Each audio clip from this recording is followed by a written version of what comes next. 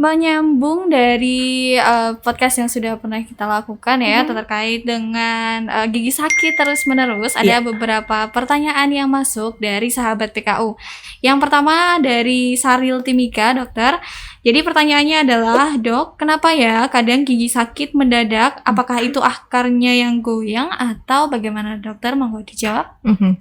Gigi sakit mendadak ya? Iya, Dok. Asumsinya tidak sedang ada satu rangsang yang disengaja nih. Tidak makan tiba-tiba sakit, tidak minum tiba-tiba sakit, tapi diam-diam tiba-tiba sakit. Gitu ya.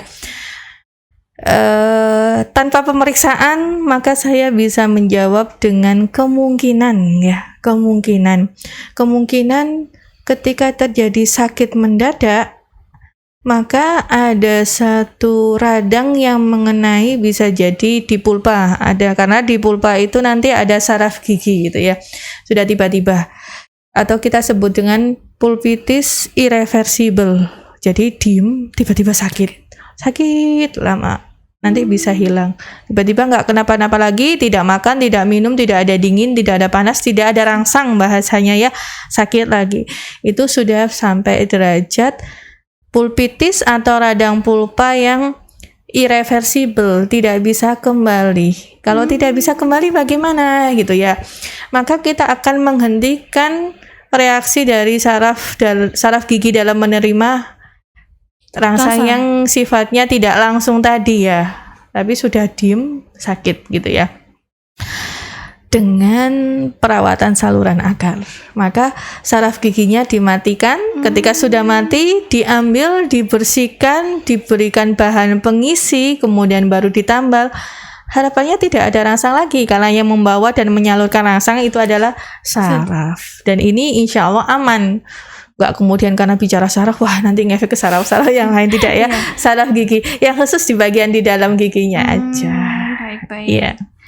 Jadi tetap perlu ada pemeriksaan lagi ya, Dok ya? Iya, untuk gigi ini adalah bagian tubuh yang unik gitu ya.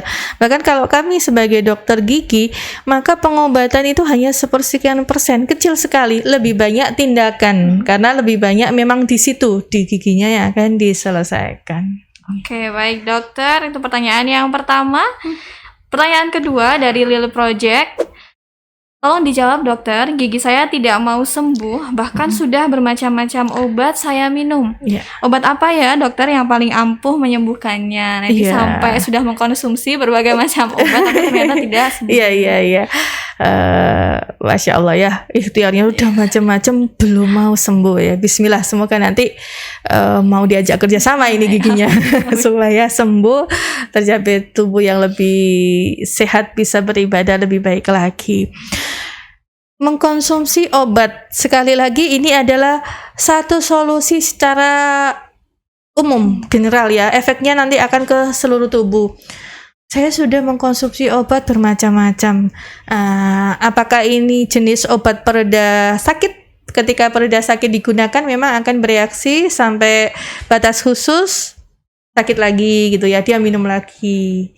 Minum kok nggak sembuh, gantilah gitu ya, merek A, B, C, D mungkin, sehingga tadi sampai menyebutnya giginya nggak mau sembuh. belum mencapai ini solusi yang solutif ya, belum solutif, berarti tadi masih parsial dengan menghilangkan gejalanya. Bagaimana supaya sembuh? Tentu kita gali permasalahannya apa, dicapailah diagnosa. Apabila tadi radang pada gusi, maka nanti perawatan khusus untuk gusi. Apabila peradangan pada pulpa, maka kita akan lakukan perawatan saluran akar gitu. Atau ketika sakit itu berkenaan dengan yang lainnya, maka kita cari, masing-masing memiliki solusi yang berbeda-beda. Tetapi saran saya tadi bukan sekedar minum obat. Obat itu digunakan untuk meredahkan nyerinya ya. Kemudian kalau diberikan antibiotik, maka dia mau dikendalikan infeksinya, dilokalisir. Kemudian kalau anti radang ya, untuk radangnya tadi ya diminimalisir. Kemudian setelah ada rasa nyaman, maka dilakukan perawatan. Dengan begitu membuka mulutnya kan lebih nyaman. Diadakan satu perawatan. Untuk gigi ini akan lebih efektif bila solusinya langsung ke gigi. Walaupun nanti ada penggunaan obat-obat ini ya yang secara oral diminum dan berefek ke seluruh tubuh, tetapi yang paling efektif tindakan di rongga mulutnya. Misalkan kalau gigi itu ternyata lubang, banyak kotorannya ya, di mana berkumpul antara sisa makanan dan mikroorganisme. Dengan pembersihan langsung dibersihkan nih, bersihkan, semprot gitu ya, dihilangkan. Berkurangnya itu kan sudah meminimalkan serangan dari luar ya, sehingga lebih enteng. Ternyata kalau bakteri aerob yang menyerang gitu ya, dengan dibuka gasnya keluar ringan. Ternyata begitu dibuka langsung keluar darah dan nanda, langsung lega sekali. Sehingga dia bisa keluar, maka dia tidak mencari jalan lain untuk keluar. Bisa cari jalan lain keluar, bisa. Dari gigi masuk ke akar, kemudian nanti kalau misalkan gigi rahang bawah dia keluar dari sini gitu ya, sehingga ada bermacam-macam infeksi berdasarkan lokasinya gitu, abses periapikal, abses submandibular, maksila dan sebagainya, yang menunjukkan letak dia mencari jalan keluar gitu. Okay. Jadi belum mau sembuh ya, memang belum bertemu solusi yang tepat. Seperti itu. Kami sarankan untuk gigi itu organ yang sangat khusus, tidak kemudian ada satu obat yang ampuh langsung sembuh. Betul. Selesai, tidak, karena ini organ ini bagian dengan masuknya rasa sakit itu sering sekali berkaitan dengan rusaknya bagian-bagian tertentu. Semisal emailnya, lewat email menjadi lubang ya, ke dentin, ke pulpa gitu. Ataupun dia masuk melalui jaringan penyangga dari gusi masuk di situ karang gigi, tidak terbersihkan, semakin radang, semakin rusak, membentuk pocket atau kantong. Semakin rusak lagi, menyerang, goyang gitu. Ketika dicabut ini dia sudah goyang derajat 3 ya. Jadi kalau makan tuh udah gawil gitu, udah ganggu, diambil tidak ada lubang. Wah, ini kenapa ini dok gitu? Jangan-jangan ada magicnya itu. Tidak ada lubang, tidak ada bakteri, nggak ada uletnya nih, gitu ya. Ternyata tadi jaringan penyanggahnya dia tidak menyangga lagi, gusinya tidak melekat erat. Setelah itu sementunnya, kemudian ada pita-pitanya, kemudian juga tulang alveolar atau penyangganya sudah semakin meregang, turun tidak tersangga, maka dia tidak kuat, dia menjadi goyang seperti itu. Ya, berarti cara yang paling efektif sebenarnya untuk mengatasi sakit gigi itu sebenarnya lebih di giginya begitu ya, bukan hanya sekedar diberi obat dan menghilangkan gejalanya saja ya dok ya. Baik. Oke, lanjut ke pertanyaan ketiga dari KSM. Adakah obat untuk mematikan syaraf gigi, dokter? Ya, ada obat mematikan syaraf gigi, ada yang alami, ada yang kimiawi gitu ya. Ketika gigi mengalami radang pada pulpa utamanya, maka dokter akan melakukan proses perawatan saluran akar yang di sana. Ketika tadi jenisnya sudah pulpitis irreversibel, maka akan dimatikan saraf giginya. Dibersihkan, diberikan akses nanti lurus ya, bisa ke saraf gigi, diletakkan di situ, kemudian ditutup. Ada obatnya, tapi ini tidak terjual secara bebas dan tidak disarankan pasien memasukkan sendiri gitu ya, tidak disarankan karena ada yang menggunakan ini ya, bahan yang ketika bereaksi berlebihan berbahaya, sehingga ketika dokter mengintrusikan ini 5 hari kontrol gitu, ini ada yang relatif lebih aman ya, ini sampai 1 pekan kembali gitu, nanti akan enak tapi tidak boleh terlena gitu, harus kembali untuk diambil, diganti dengan obat sterilisasi berikutnya, atau bisa juga dilakukan perawatan 1 kali kunjungan lagi berikutnya gitu.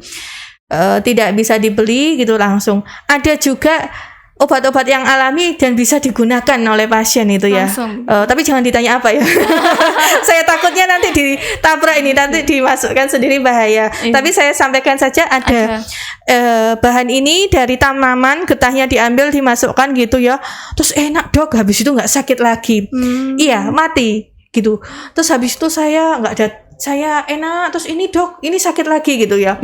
Dengan sudah rompel gitu. Nah, karena tadi sebenarnya zat alami yang ada dalam tumbuhan tadi bagus, tapi karena penggunaannya kan tidak terkontrol. Seberapa tuh yang diteteskan, kapan tuh membersihkan lagi gitu ya. Akhirnya emailnya rusak, langsung propos gitu ya. Udah, ini rontok sendiri dok gitu. Ini tapi kok masih ada tunggaknya. Iya, yang di dalam tidak bisa. Pada akhirnya akan memerlukan bantuan dari dokter gigi. Jadi ada satu permasalahan dan ada satu solusi. Permasalahan itu permasalahan gigi, dan solusinya ada profesi dokter gigi. Jadi ini ya, tercipta itu untuk saling bekerja sama menjadi satu ibadah yang baik harapannya gitu. Tidak murni semuanya bisa DIY ya. Apa itu? Kalau yang lagi ngetren di YouTube kan apa DIY apa gitu ya, DIY apa gitu ya, dia dengan sendiri chef gitu ya. Pokoknya kalau apotek mau beli obat gigi yang ampuh gitu ya, yang bisa mengobati sakit gigi, udah nggak perlu ke dokter gigi, nggak perlu ke rumah sakit gitu. Minum obat selesai gitu. Kalau itu ada sejak zaman dahulu, niscaya tidak ada profesi dokter gigi. Jadi seperti itu. Baik dokter ya. Jadi memang sebenarnya kalau ditanyakan obatnya ada, memang ada. Cuman di sini yang perlu diperhatikan adalah bagaimana penggunaannya begitu. Iya, ya, betul. Ya? Okay. Ada itu, benar-benar ada. Tapi saya tidak berani menyebutkan ya, karena beberapa dari skripsi kami gitu sudah melakukan itu. Dari getah tanaman ini diteliti gitu, udah apa gitu, bisa gitu. Cuma itu pun belum dilanjutkan lagi menjadi satu penelitian lebih lanjut, dosisnya berapa, pengolahannya bagaimana, kemudian pengemasannya bagaimana gitu ya. Itu memerlukan satu penelitian lebih lanjut gitu. Baik. Oke, kita lanjut ke pertanyaan keempat dari 4G ya. Dokter, gigi semula ngeluh, kepala pusing dan berat, pandangan mata kurang jelas, kurang lebih 30% hilang penglihatan. Itu bagaimana ya dokter? Iya, gigi semuanya ngilu gitu ya. Gigi semuanya ngiluh, pandangan berkurang 30% gitu ya. Karena menyangkut dua organ nih yang disebutkan, kami menyarankan untuk melakukan pemeriksaan gitu. Ada satu ciri juga pasien DM gitu ya, bisa mengalami retinodenopati gitu, atau berkurangnya dari pandangan gitu. Terus kemudian kok banyak dari giginya yang ngilu, apakah ini juga efek dari DM-nya atau diabetesnya ya, atau kencing manisnya gitu ya, yang kadang memang memacu dari osteoporosis gitu, termasuk dari rahang, itu pengurangan tulang penyangga gigi secara banyak gitu, tidak hanya satu gigi. Kalau dilihat tidak ada karang gigi tetapi kegoyangannya tinggi gitu, perlu dilakukan check up gitu, apakah ada pengaruh dari penyakit sistemik. Karena faktor lokal ketika kita melihat tidak ada, sehingga kita mencurigai satu faktor umum dari kondisi tubuh. Terkait lagi berkurangnya dengan pandangan itu, saya lebih mencurigai adanya faktor sistemik dalam pasien tersebut. Dilakukan saja pemeriksaan, kalau masih mudah ya bisa ya masuk nanti poli umum, ataupun kalau ternyata perlu dicek dari dalam mata dan gigi, kita memiliki satu pelayanan yang terintegrasi ya, melakukan rujukan itu. Di situ akan ditangani oleh para ahlinya, atau kadang-kadang dilakukan penyelesaian kasus secara interdisipliner. Ya, dari beberapa ahlinya nanti akan bertemu permasalahannya hingga ditemukan inti dari permasalahannya apa. Kami sering juga menerima rujukan gitu ya. Gimana Bu, apa yang dikeluhkan gitu ya.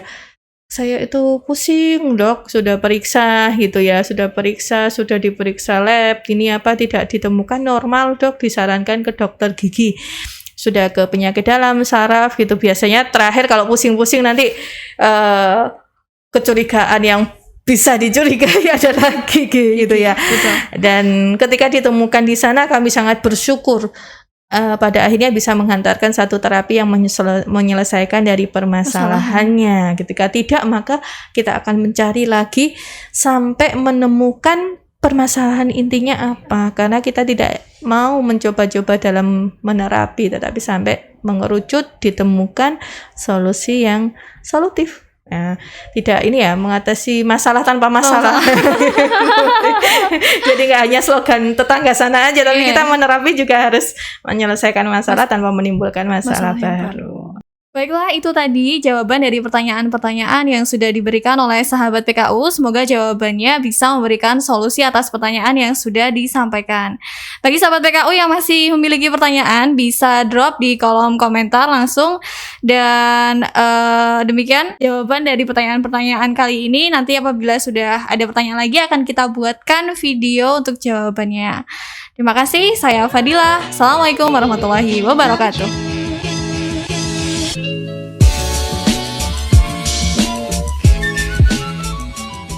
PKU Muhammadiyah Wonosobo, keramahan sebenarnya.